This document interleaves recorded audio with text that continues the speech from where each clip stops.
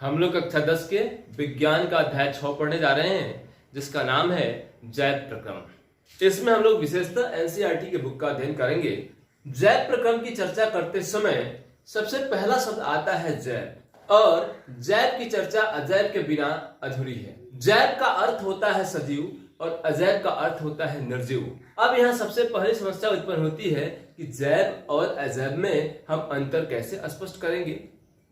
तो हम कुत्ते को दौड़ते हुए देखते हैं, गाय को जुगाली करते हुए देखते हैं, आदमी को चीखते हुए सुनते हैं, तो हम कहते हैं कि ये सजीव है।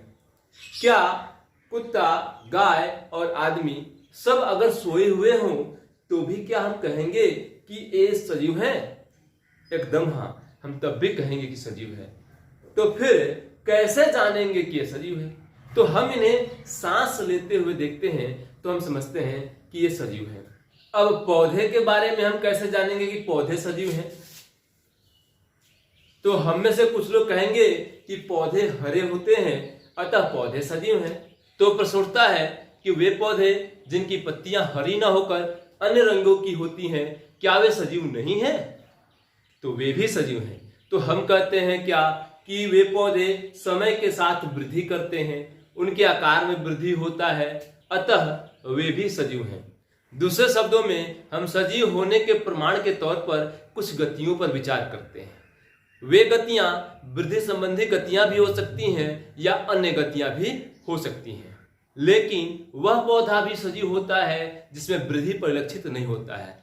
तो जिसमें वृद्धि स्पष्ट नहीं दिखता है वे पौधे भी सजीव होते हैं। कुछ जंतु तो सांस लेते हैं पर उनमें गति स्पष्ट नहीं दिखाई देती है, वे जंतु भी सजीव होते हैं। दूसरी तरफ अगर हम देखें तो गाड़ियों में गति होती है, हवाई जहाज उड़ता है, मशीन विभिन्न प्रकार के कार्य करते हैं, लेकिन ये सजीव नहीं है। अर्थात केवल गति पर ध्यान दिया जाए तो केवल गति को देखकर हम यह नहीं बता सकते हैं कि सामने वाला वस्तु जो है वह सजीव है या निर्जीव है। अति सूक्ष्म स्केल पर होने वाली गतियां आंखों से दिखाई नहीं देती हैं। उदाहरण के तौर पर हम अणुओं की गति को ले सकते हैं। तो जिस आणविक गति की हम लोग चर्चा कर रहे हैं, यह आणविक गति उस पौधे में भी विद्यमान था जिसमें वृद्धि तो परिलक्षित नहीं होती है, लेकिन वह सजीव था, उसमें भी आणविक गति है। यह आणविक गति उस जंतु में भी था जो सांस तो लेता है लेकिन उसमें गति परिलक्षित नहीं होती है, तो उस जंतु में भी यह आणविक गति पाई जाती है। अर्थात हम कह सकते हैं कि यह आणविक गति जीवन के लिए नितांत आवश्यक है। अगर हम किसी व्यवसायी जीव विज्ञानी से अगर पूछें कि क्या जीवन के लिए आणविक गति आवश्यक है, तो उसका जवाब सकारात्मक होगा कि हाँ, एकदम जीवन के लिए आणविक गति आवश्यक है।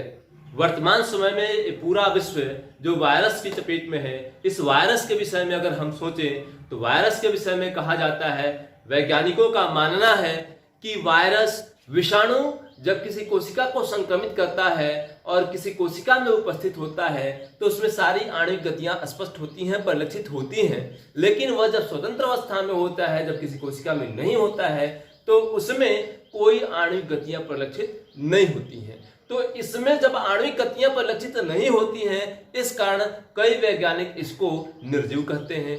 लेकिन कोशिका को संक्रमित करने के दौरान, अर्थात विषाणु को किसी कोशिका में उपस्थित होने के दौरान उसमें सारी आणविक गतियां परिलक्षित होती हैं, इस कारण कई वैज्ञानिक उसको सजीव कहते हैं। और यह द्वंद्व अभी तक बना है कि विषाणु जो है वह सजीव है या निर्जीव है। इस कारण विषाणु को सजीव और निर्जीव की सीमा रेखा पर माना जाता है। तो देखिए यह आणविक गतियां कितनी आवश्यक हैं। अब प्रश्न उठता है कि ये आणविक गतियां जीवन के लिए क्यों आवश्यक हैं। हम पूर्व की कक्षाओं में पढ़ चुके हैं कि जीव शरीर की संरचना सुसंगठित होती है, अर्थात शरीर जो होता है वह अंग तंत्रों से मिलकर बना होता है और अंग तंत्र अंगों से मिलकर के बना होता है, और अंग जो होते हैं वे उत्तक से मिलकर के बने होते हैं, और उत्तक जो होते हैं वे कोशिकाओं से मिलकर बने होते हैं, और कोशिकाएं जो होती हैं उसमें बहुत सारी छोटी छोटी कोशिकांग पाई जाती हैं, जैसे माइटोकॉन्ड्रिया, गोल्गी काय, एंडोप्लाज्मिक रेटिकुलम, न्यूक्लियस, वैक्यूल्स, यानी बहुत सारी संरचनाएं उसके अंदर कोशिकांग होती हैं। और इन सब के क्रिया के द्वारा ही यह जीव शरीर की सारी क्रियाएं संपादित हो पाती हैं। सजीव की यह संगठित और सुव्यवस्थित संरचना जो है वह पर्यावरण के प्रभाव के कारण समय के साथ साथ धीरे धीरे विघटित होने लगता है, अर्थात टूटने लगता है। यदि यह व्यवस्था टूटती है तो जीव अधिक समय तक जीवित नहीं रह पाएगा। इसलिए टूट फूट की मरम्मत और अनुरक्षण की आवश्यकता होती है। चूंकि ये सभी संरचनाएं अणुओं से मिलकर बनी होती है, इसलिए अणुओं को गतिशील रखना काफी आवश्यक होता है ताकि यह संरचना बनी रहे और जीव शरीर जीवित रहे। अब यह जानना जरूरी है कि सजीवों में अनुरक्षण प्रक्रम कौन कौन से हैं जो इन्हें जीवित रखने में मदद करते हैं। जीवों में अनुरक्षण का कार्य सदा होते रहना चाहिए, चाहे वह कोई विशेष कार्य कर रहे हों या नहीं कर रहे हों। अर्थात वह अगर सोया है तो भी अनुरक्षण का कार्य चलते रहना चाहिए, वह आराम से बैठा है कोई कार्य नहीं कर रहा है तो भी अनुरक्षण का कार्य होते रहना चाहिए, क्योंकि जीवित रहने के लिए अनुरक्षण अति आवश्यक है। अब यह जानना जरूरी है कि वे प्रक्रम कौन कौन से हैं जो मिलकर अनुरक्षण का कार्य करते हैं। तो वे प्रक्रम हैं पोषण, श्वसन, वहन और उत्सर्जन। ये सभी प्रक्रम मिलकर के अनुरक्षण का कार्य करते हैं। तो इन्हीं प्रक्रमों को हम जैव प्रक्रम के नाम से जानते हैं। आइए अब हम जैव प्रक्रम को परिभाषित करते हैं। तो जैव प्रक्रम को परिभाषित करते हैं हम लोग कि जीवों में होने वाले वे सभी प्रक्रम जो सम्मिलित रूप से अर्थात मिलजुल कर अनुरक्षण का कार्य करते हैं जैव प्रक्रम कहलाते हैं। जैसे अब कौन कौन से प्रक्रम हैं जो जैव प्रक्रम के नाम से जाने जाते हैं? पोषण, फिर उसके बाद है श्वसन, फिर इसके बाद वहन, फिर इसके बाद उत्सर्जन। अब प्रश्न उठता है कि पोषण क्या है? तो जीव शरीर के टूट फूट की मरम्मत तथा इसके अनुरक्षण के लिए ऊर्जा की आवश्यकता होती है और यह ऊर्जा शरीर के बाहर से प्राप्त की जाती है। तो ऊर्जा का वह स्रोत जो शरीर के बाहर से प्राप्त की जाती है उसे भोजन कहते हैं और भोजन को शरीर के अंदर लेने के प्रक्रम को हम लोग पोषण कहते हैं। भोजन को शरीर के अंदर लेने के प्रक्रम को पोषण कहते हैं। पोषण के 5 चरण होते हैं। पहला जो है अंतर्ग्रहण, दूसरा पाचन, तीसरा अवशोषण, चौथा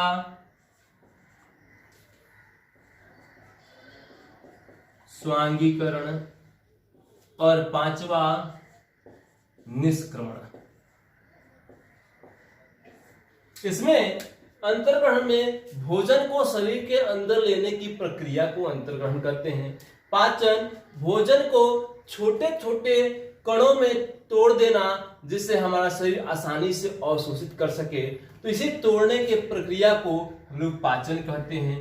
अवशोषण पचे हुए भोजन को रक्त में मिलाना, यानी कि पचा हुआ जो भोजन होता है छोटी आंत में उपस्थित रसायनगुणों के माध्यम से अवशोषित कर करके उसे रक्त में मिला दिया जाता है। इसी प्रक्रिया को हम लोग अवशोषण कहते हैं।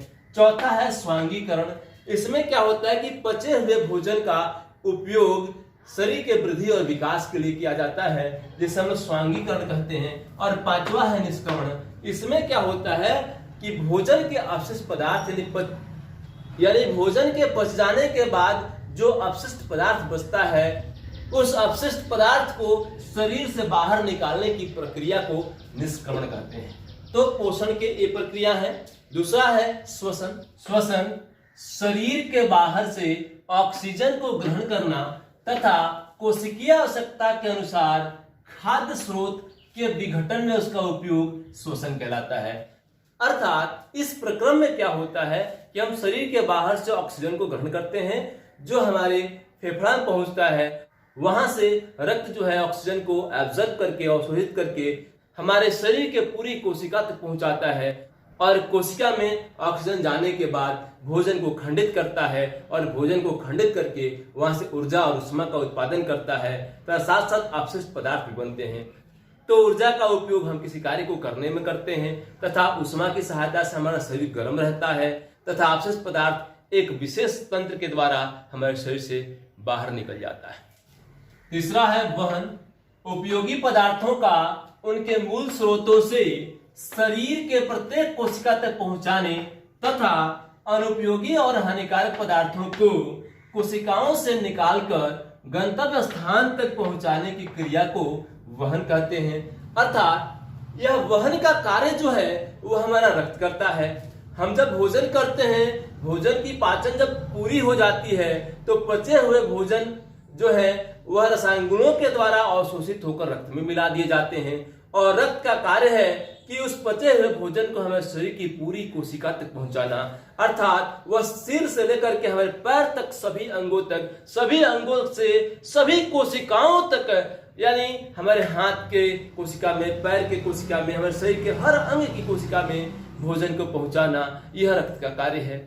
दूसरा, हम सांस जो लेते हैं उसमें से ऑक्सीजन को एब्जॉर्ब करके अर्थात अवशोषित करके हमारे शरीर की पूरी कोशिका तक पहुंचाने का कार्य भी रक्त ही करता है। इसके अतिरिक्त जब श्वसन की क्रिया में भोजन जब खंडित होता है तो खंडित होने के बाद जब उसमें नाइट्रोजनस अपशिष्ट पदार्थ जो बनते हैं, उन अपशिष्ट पदार्थ को लाकर किडनी तक पहुंचाता है, जहां पर ये अपशिष्ट छानकर किडनी के द्वारा निकाल दिए जाते हैं। तो इस प्रकार से हमारे शरीर में वहन का कार्य जो है सो रक्त करता है। चौथा है उत्सर्जन। वह जैव प्रक्रम जिसमें शरीर द्वारा निर्मित अनुपयोगी और हानिकारक उपोत्पादों को शरीर से बाहर निकाला जाता है, उत्सर्जन कहलाता है। इसमें क्या होता है कि जब शरीर की कोशिकाओं में पचित भोजन ऑक्सीजन की सहायता से टूटता है, तो उसके टूटने से ऊर्जा, उष्मा और अपशिष्ट पदार्थ बनते हैं।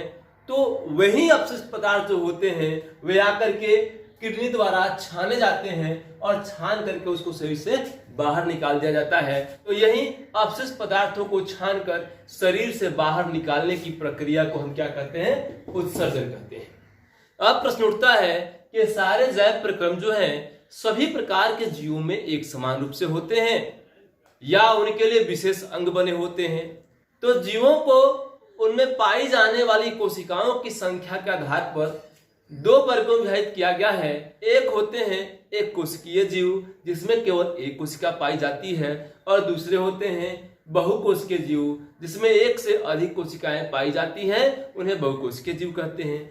अब एक कोशिकीय जीव के पूरे शरीर जो होते हैं इस पर्यावरण के संपर्क में होते हैं, तो उनको भोजन ग्रहण करने, भोजन के पाचन के लिए या श्वसन करने के लिए या उत्सर्जन करने के लिए किसी विशेष अंग की आवश्यकता नहीं होती है।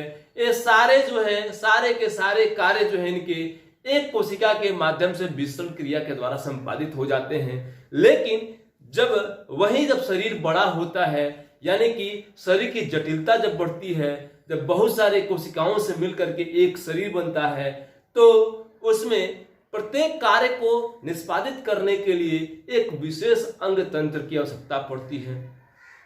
अर्थात इनमें प्रत्येक कार्य को संपादित करने के लिए एक विशेष अंग या विशेष अंग तंत्र होते हैं, और इन्हीं अंग तंत्रों के द्वारा वे सारे कार्य संपादित किए जाते हैं।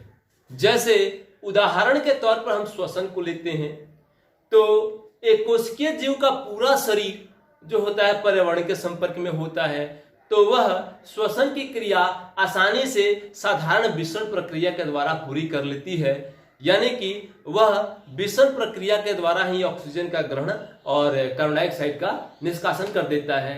लेकिन हमारे शरीर में यानी बहुकोशिकीय जीव में श्वसन के लिए एक विशेष अंग बना हुआ है, विशेष अंग तंत्र बना हुआ है। जैसे हम अगर हमारा शरीर चाहे कि इस साधारण विषम प्रक्रिया के द्वारा इस श्वसन क्रिया को संपादित कर ले तो यह संभव ही नहीं है, क्योंकि हमारे शरीर की सारी कोशिकाएं इस पर्यावरण के संपर्क में नहीं होती हैं। शरीर के बाहरी जो भाग जो है ये पर्यावरण के संपर्क में है, तो इन कोशिकाओं में विषम के द्वारा श्वसन की क्रिया संपादित तो हो सकती है, लेकिन शरीर के भीतर जो कोशिकाएं स्थित हैं वे कोशिकाएं अगर चाहें कि विषम क्रिया के द्वारा हम श्वसन को संपादित कर लें तो यह कभी संभव ही नहीं है।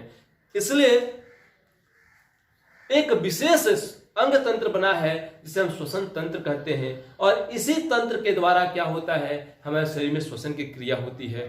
तो हमारे जैसे बहुकोशिकीय जीव अगर चाहें कि विषम क्रिया के द्वारा श्वसन क्रिया संपादित कर लें तो यह कभी संभव नहीं है, और वहीं एक कोशिकीय जीव विषम के द्वारा अपनी सारी क्रियाओं को संपादित कर लेता है, श्वसन क्रिया को संपादित कर लेता है।